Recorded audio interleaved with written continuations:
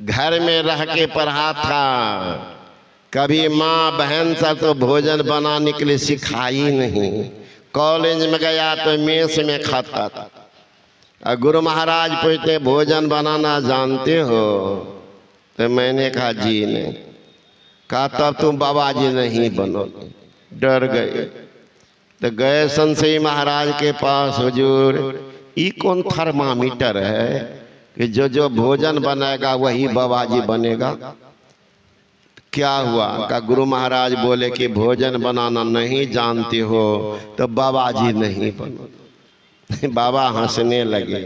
का सुनिए, इसीलिए गुरु महाराज बोले कि साधु फकीर अकेला होता है। कहीं जाओगे भीख मांगने तो आटा मिलेगा, कहीं चावल मिलेगा, कहीं पका हुआ भोजन मिलेगा। तो आटा लेकर के आटा खाओगे तो बनाना जानोगे तो बना के खा करके रात भर मस्ती में ध्यान करोगे। आजा भजन नहीं करोगे तो मुक्ति क्या? अब भोजन करोगे कैसे? तो भोजन बनाना जानते नहीं हो तो भूख से मर जाओगे। इसलिए भोजन बनाना साधु के लिए जरूरी है। तो अब जाके सीख लिए थे, है ना, भोजन बनाने के लिए। भोजन तो रोटी हम बना देंगे तो हम संभव है एक भी माई नहीं ठहर पाएगी। चैलेंज है ना। चूंकि संशयी महाराज की सेवा में था तो जब भाई जहाज से चलते थे तो 3 आदमी रहते थे। उनका भंडारी था श्याम जी और एक किशोरी बाबा। वो ट्रेन से चले जाते थे। आगे हवाई जहाज से जाना है तो भोजन बनाते थे हम तब तक जब तक हवाई जहाज में बैठ नहीं जाते। टिफिन में लेके चलते थे तो रोटी बनाते थे। रोटी का दोनों तरफ पापड़ जैसे फुला रहना चाहिए। 3-4 मिनट तक फुला रहेगा रोटी। कहिएगा मैं क्या क्यों बनाइए? अब यो बना देंगे तो सोचना पड़ेगा। अब तो छूट गया आदत। कारण है मैया सब बनाते हर बार करके ऐसे देते ऐसे, उसमें रोटी कभी नहीं फूलेगी। हे मैया जो नहीं जानते हो कभी बना के हमको खिलाना मैं सिखा देता हूँ।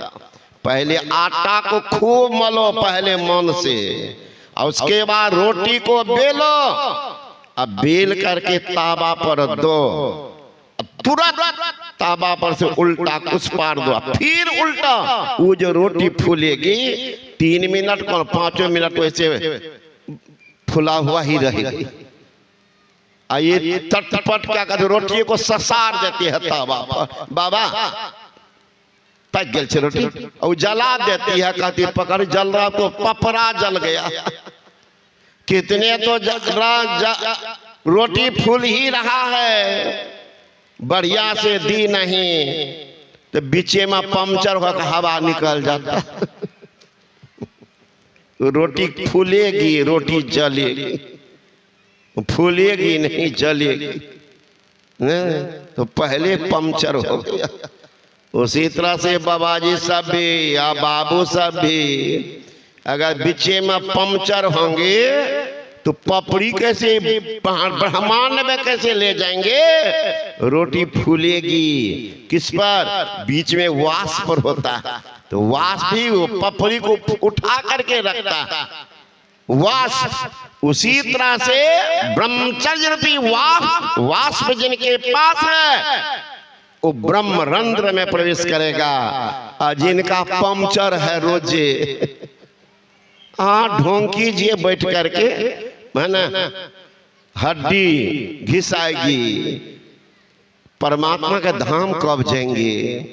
इसलिए संत महात्मा गण कहते हैं सबरी उस कला को जानती थी, लेकिन हम सबों के लिए सबरी का माध्यम बनाए कि सबरी को मैं कह रहा हूं। कौन? भगवान राम। प्रथम भगति संतन कर संगा, संतों का संग करो, संतों का संग। तो सबरी तो संत संग, संतों का संग। संत कौन? कई भेष में नाय रे अरबंग है, देवे में कुसाद खाय में तंग है। जग से रे उदास महर में अंत का, अरे हारे पलटो ऐसी रहनी रहे लक्षण संत का। केहू भेष में नाही। हमारे गुरु महाराज के गुरु बाबा देवी साहब लाल कपड़ा जीवन में नहीं पहने, काला कपड़ा पहनते थे। उनके गुरु तुलसी साहब और विचित्र महात्मा दर्जी लोग जो कपड़ा को कतर के फेंक देते थे, तो वो कपड़ा उठा के लाते तुलसी साहब और कांटा में, बबूल के कांटा में उसको घुसा घुसा करके बड़ा बना करके उसी को ओढ़ते थे। तुलसी साहब सामर्थवान कितने। तुलसी साहब के प्रमुख 4 शिष्य थे। शिवदयाल सिंह, जिनके नाम पर राधा स्वामी मत चला। शिवदयाल सिंह के पत्नी का नाम था राधा। तो उनके प्रधान शिष्य थे राय बहादुर शालिग्राम। भारत में प्रथम हुए थे वे पोस्ट मास्टर ऑफ जनरल, पहला व्यक्ति भारत में वही थी वो शिष्य। उन्होंने कहा गुरु महाराज इस मत का नाम रखिए राधा स्वामी मत। कहा नहीं, मेरा तो अनाम मत है। कौन कहा पानी बांटने के लिए? मंगने का पानी देखिएगा सब मार हमको दो, रख दो 10 रुपया सीसी, 10 रुपया सीसी, देखो कितना लेता है, तब देखेंगे बहादुर। बुद्धि से काम लो, बोलो सीसी ले लो, घूमो का 10 रुपया, 10 रुपया सीसी, 10 रुपया। ये मंगनी का चंदन घस रघुनंदन सबको प्यास नहीं मन से एक पिला पी लड़ा 2 घंटे फेंक दिला है ना। तो सबरी उस ज्ञान को बांटने वाली थी जिसकी साधना स्वयं की थी। सबरी माध्यम है हम लोगों के लिए। तो तुलसी साहब जब शरीर त्यागने लगेगा इनकी भी बात मान लेना, तो वही उनकी बात मान करके लगते राधा स्वामी संत मत।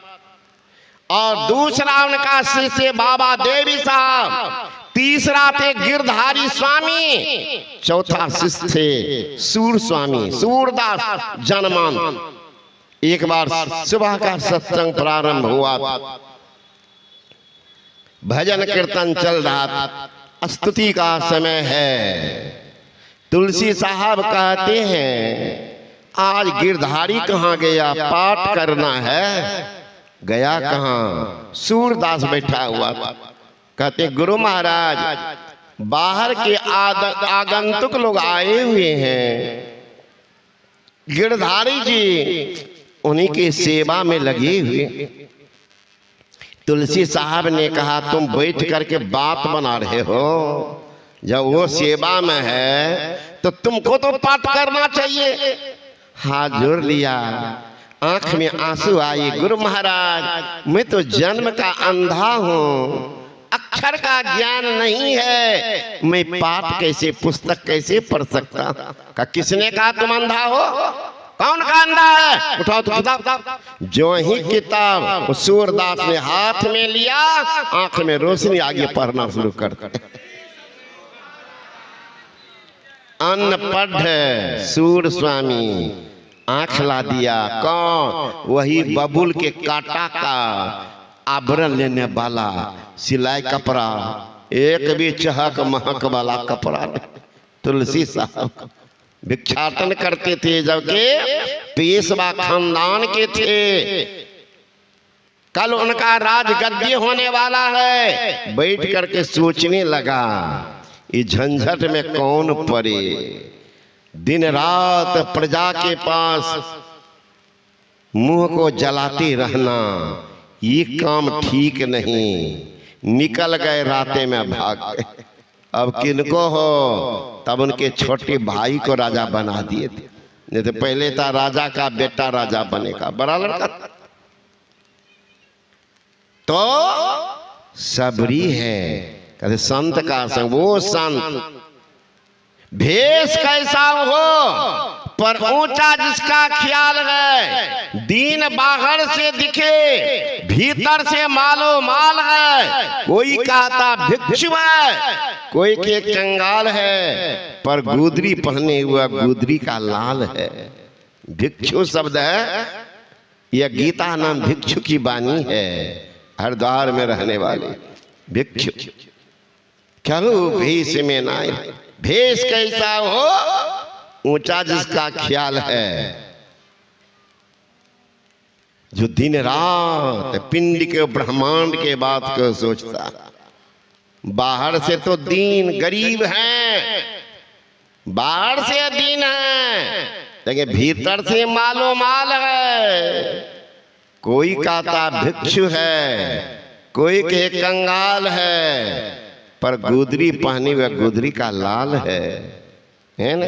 सबसे बड़े हैं संत पद, उससे बड़ा न कोई, जो उस पद में जा मिले संत कहा भी सोई।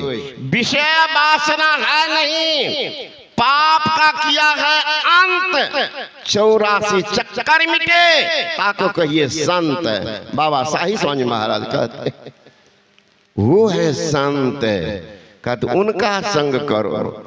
आज तो विडम्बना है कि साधु भेष देख लेते हैं, कहते बाबा मेरे यहाँ भी तो 4 संत ठहरे हुए।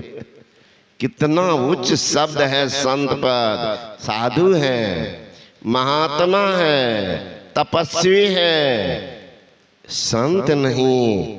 संत तो हो गए तो कल्याणी है।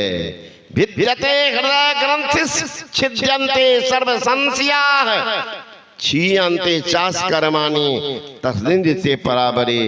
इनके हृदय की ग्रंथि टूट गई है। ग्रंथि कहते गिरह को, गांठ को। वह कौन गिरह गांठ? जड़ चेतन ही ग्रंथि पर गई, यद्यपि मृषा छूटत कठिन।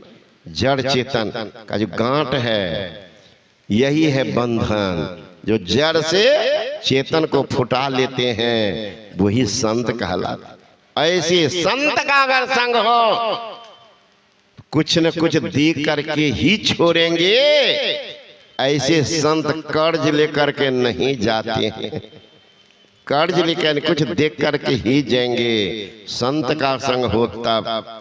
अगर आपके घर में पहुंच गए हैं, समझिए कल्याण के मार्ग को प्रशस्त करके ही जाएंगे, दम नहीं मारेंगे। संत का आगमन हुआ है, संत का आगमन हुआ है, संस्कृति सुदृढ़ हो जाती है। बसंत की आगमन होती है, प्रकृति मुस्कुराने लगती है। अंतर है, बसंत के आने से प्रकृति मुस्कुराती है, संत के आने से संस्कृत को, सुसंस्कृति को बनाते। इसलिए संत का आगमन जीवन में बहुत जरूरी। वो संत जब आएंगे तो कल्याण ही कल्याण करेंगे।